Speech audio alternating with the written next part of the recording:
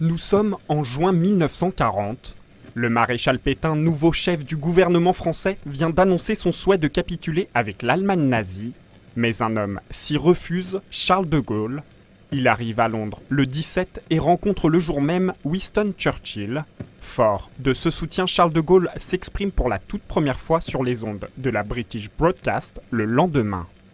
L'action foudroyante de cette force mécanique a amené l'effondrement du moral, du commandement et du gouvernement. Elle menait à la capitulation. C'est celle qu'a choisie le gouvernement Pétain. L'autre est celle de l'honneur et de l'espérance.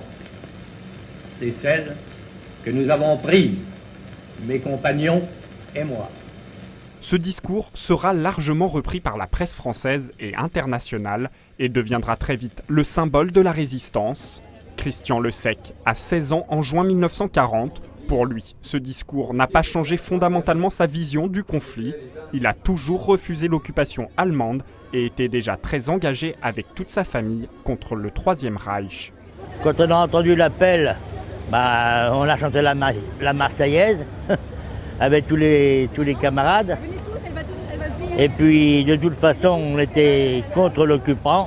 Ça n'a fait que fortifier nos consciences et nous donner de l'aide pour activer ensuite.